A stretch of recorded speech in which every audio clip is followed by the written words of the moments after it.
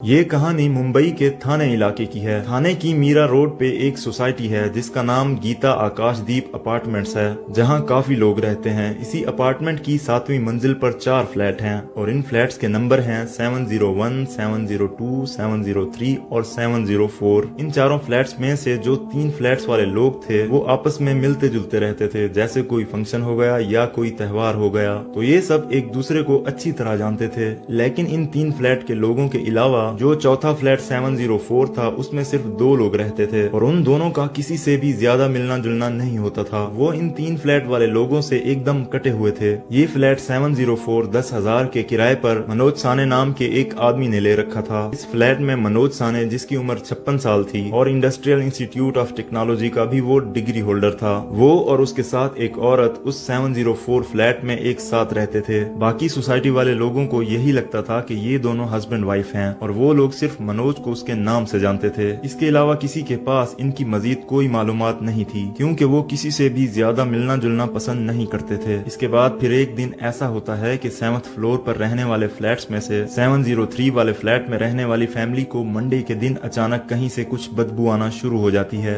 ये 703 फ्लैट 704 के बिल्कुल बराबर में था और 703 फ्लैट में श्रीवास्तव फैमिली रहती थी, जहाँ सुमेश नाम का लड़का भी रहता था। पहले दिन जब बदबू आना शुरू हुई तो उन्होंने ज्यादा तवज्जो नहीं दी कि शायद कोई चूहा वगैरह मर गया होगा। जब ये बदबू उनको ज्यादा तंग करने लगी तो उन्होंने अपना पूरा घर छान मारा, मगर उनको कोई चूहा या किसी किस्म की बदबू का कोई सुराग नहीं मिला। फिर उन्होंने अपने साथ वाले बाकी फ्लैट 701 और 702 वाले लोगों से भी राब्ता किया कि क्या ये बदबू आपकी तरफ से तो नहीं आ रही। फिर उन लोगों ने भी अपने अपने घरों की बहुत बारीकी से तलाशी ली, मगर उनको भी कोई ऐसी चीज नहीं मिली जिससे बदबू आ रही हो। इसके बाद उनको लगा कि कहीं छत पे कोई चीज न मरी पड़ी हो जहाँ से ये बदबू आ रही है। तो ये लोग छत पे गए और पूरी छत छान मारी, मगर इनको वहाँ भी कुछ नहीं मिला। आखिरकार थक हार कर ये लोग अपने अपने घरों में चले गए। इसके बाद ट्यूसडे आ गया और बदबू मजीद तेज हो गई। इसके बाद वेडनेसडे आ गया और बदबू में मजीद इजाफा हो गया और इतना इजाफा हुआ कि अब बर्दाश्त से बाहर होने लगा। इसी दौरान 703 में रहने वाला सुमेश नाम का आदमी, वो कुछ शक की मिजाज का आदमी था। उसको इस सारी बदबू के पीछे कोई क्राइम वाली सूरत हाल लग रही थी कि कहीं किसी ने किसी इंसान को जान से मार कर तो नहीं रखा हुआ जिसकी वजह से ये उस लाश की बदबू हो। क्योंकि अब से चंद महीने पहले दिल्ली में भी एक ऐसा ही वाकया हुआ था, जहां एक आदमी ने एक लड़की को मार कर फ्रिज में रखा हुआ था, जिसकी वजह से बदबू फैली और लोगों को उस जुर्म के बारे में पता चला और फिर वो मुजरिम पकड़ा गया। खैर, उसने इस बदबू और लाश की बातों का जिक्र जब अपनी माँ से किया तो उसकी माँ ने कहा कि तुम सारा दिन न्यूज चैनल देखते हो, इसकी वजह से तुम्हारे दिमाग में बस यही सब कुछ चलता रहता है। और उसकी माँ ने कहा कि कोई जानवर मर गया होगा या कोई चूहा या फिर कोई बिल्ली मर गई होगी जिसकी वजह से ये बदबू आ रही है। उसके बाद जब ये बदबू तेज हो गई और घर के बाहर भी खड़े रहना मुश्किल हो गया तो फिर उन सब ने सोचा कि तीनों घरों को देख लिया, सफाई भी कर ली, मगर यहाँ पर कुछ भी नहीं मिला। लेकिन हमने इस 704 वाले फ्लैट वालों से नहीं पूछा कि कहीं ये बदबू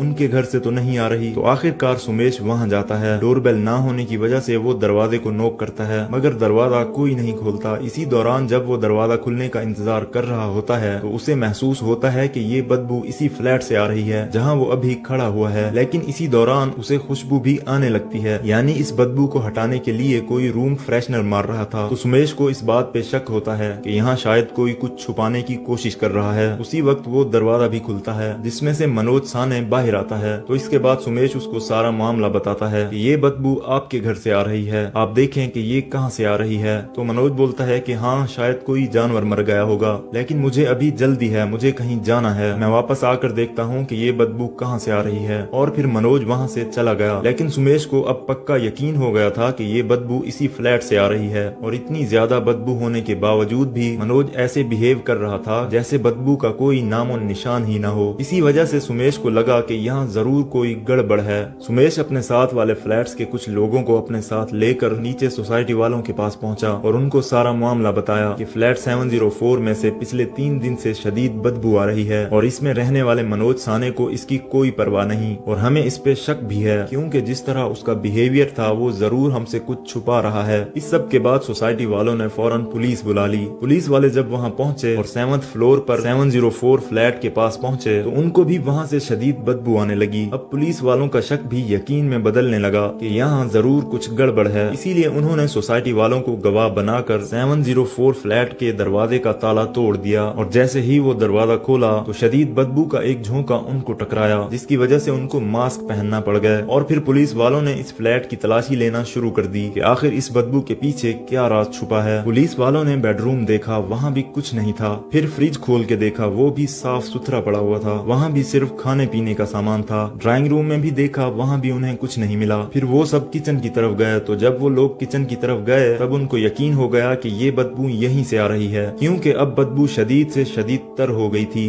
फिर पुलिस वालों ने किचन के अंदर दाखिल होकर किचन में रखी चीजों को गौर से देखने लगे तो वहाँ 2 बाल्टियां और एक टब रखा हुआ था। बाल्टियों और टब में गंदा सा पानी भरा हुआ था और उन बाल्टियों में गोश्त के छोटे छोटे टुकड़े भी पड़े हुए थे। फिर वो मजीद आगे बढ़े तो उन्होंने देखा कि एक स्टोव रखा हुआ है और उसके ऊपर तवा भी पड़ा हुआ है। जब पुलिस वालों ने गौर से देखा तो उनको वहाँ तवे पर भुने हुए गोश्त के टुकड़े भी मिले और चम्मच पर भी भुना हुआ गोश्त लगा हुआ था। शायद इस चम्मच से उस गोश्त को उल्टा पुल्टा किया होगा। इनके शक में मजीद इजाफा हो गया और ये सोचने लगे कि क्या ये किसी इंसान के गोश्त के तो टुकड़े नहीं, लेकिन वो टुकड़े इतना छोटे थे कि उनसे पता नहीं चल रहा था कि ये किस चीज का गोश्त है। फिर उन्होंने एक कुकर देखा जो वहीं रखा हुआ था और जब कुकर को खोला तो उसमें भी उबले हुए गोश्त के टुकड़े मिले। फिर जब उन्होंने टब के पानी को निकाला तो वहाँ उनको एक इंसानी पाँव मिला, जिसकी हालत इतनी खराब हो गई थी कि पहचानने के लायक भी नहीं था कि ये किसी मर्द का पाँव है या फिर ये किसी औरत का। अब इन सब पुलिस वालों, सुमेश और तमाम पड़ोसियों को पता चल गया था कि यहाँ किसी का कत्ल हुआ है और ये उसी की लाश के टुकड़े हैं। इसी तलाशी के दौरान घर के एक कोने से एक बालों की पूरी चुटिया कटी हुई मिलती है जो किसी औरत की थी। अब साफ जाहिर था कि ये बाल भी उसी लाश के हैं और वो लाश किसी औरत की है। इसके बाद पुलिस वालों ने फौरन फोरेंसिक वालों को बुलाया और फोरेंसिक वालों की टीम भी वहां पहुंच गई। इसी दौरान मनोज भी नीचे पहुंच गया था और वो इस बात से अनजान था कि वो जो अपना जुर्म लोगों से छुपा रहा था आज वो सबके सामने आ चुका है। जब वो लिफ्ट के करीब पहुंचा तो उसने पुलिस वालों और बाकी वहां जमा हुए लोगों को भी देख लिया था। फिर मनोज वहां से भागने लगा, मगर वहां की सिक्योरिटी और बाकी लोगों ने उसको वहीं पकड़ लिया और पुलिस के हवाले कर दिया। फिर पुलिस मनोज को वापस उसके फ्लैट में ले गई और सब कुछ उसको दिखाया और फिर उससे पूछताछ करना शुरू कर दी कि आखिर ये क्या मामला है और ये किसकी लाश है। कुछ पूछताछ के बाद पुलिस मनोज को अपने साथ थाने ले गई और बाकी लाशों के टुकड़े और बाकी चीजों को फोरेंसिक वाले अपने साथ ले गए। मनोज से अब थाने में जब दोबारा पूछताछ शुरू हुई तो अब मनोज ने बोलना शुरू किया। उसने कहा कि मैं यहाँ सरस्वती नाम की एक औरत के साथ रहता था और हम दोनों में अक्सर झगड़ा होता था। सरस्वती बहुत शक्की औरत थी, वो हमेशा मुझ पर शक करती रहती थी। जब भी मैं घर लेट आता तो कहती तुम्हारा कहीं बाहर अफेयर चल रहा है। और एक दिन जब मैं घर पहुँचा तो देखा सरस्वती ने जहर खाकर खुद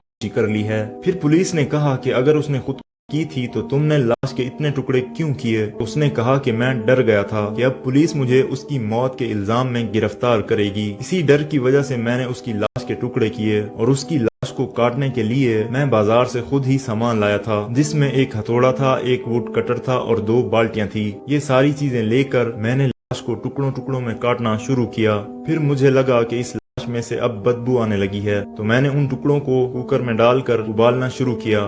फिर कुकर से निकालकर तवे पे उनको भूनता था ताकि ये बदबू बिल्कुल खत्म हो जाए। फिर मैं बाहर सड़क पे जाकर उन टुकड़ों को वहाँ के आवारा कुत्तों को खिलाता था, लेकिन अब भी उसका यही कहना था कि सरस्वती को मैंने नहीं मारा, मैंने बस उसकी लाश के टुकड़े किए थे।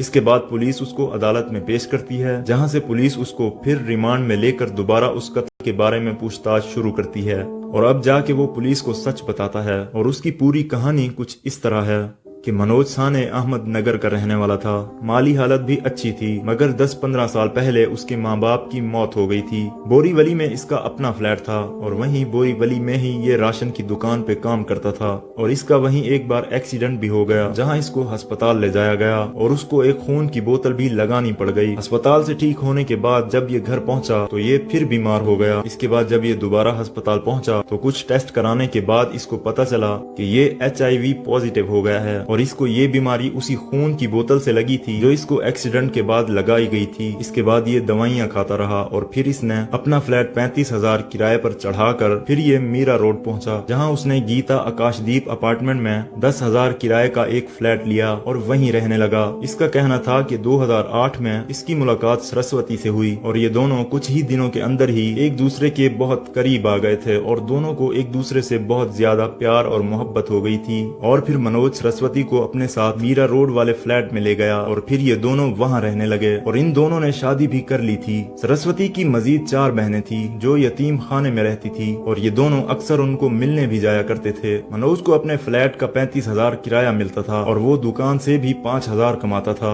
10,000 अपने घर का किराया देने के बाद 30,000 में दोनों अच्छी जिंदगी गुजारने लगे। इसके कुछ साल बाद वो दुकान जहाँ मनोज काम करता था उसका लाइसेंस खत्म हो गया, जिसकी वजह से दुकान बंद हो गई और मनोज बेरोजगार हो गया। इसके बाद वो बताता है कि फिर सरस्वती से भी उसका लड़ाई झगड़ा शुरू हो गया और सरस्वती मनोज पर बहुत ज्यादा शक करने लगी थी और एक दिन उसी झगड़े के दौरान मैंने सरस्वती को चाकू मारा और वो उसी वक्त मर गई। मगर अब भी मनोज अपना बयान बार बार बदल रहा है और पुलिस की मजीद इस केस पर इन्वेस्टिगेशन जारी है और ये वाकया 2023 में होने की वजह से ये केस अदालत में अभी भी सुना जा रहा है और इसका फैसला आने में कुछ मंथ या फिर कुछ साल भी लग सकते हैं। तो दोस्तों ये थी आज की कंप्लीट क्राइम स्टोरी। अगर आपको ये वीडियो अच्छी लगी हो तो इस वीडियो को लाइक और चैनल को जरूर सब्सक्राइब कर लें ताकि आपको हमारी नई आने वाली वीडियो सबसे पहले मिल सके। तो मिलते हैं किसी और भूले हुए केस की स्टोरी के साथ, तब तक के लिए अपना बहुत सारा ख्याल रखिएगा। Thanks for watching. Allah Hafiz.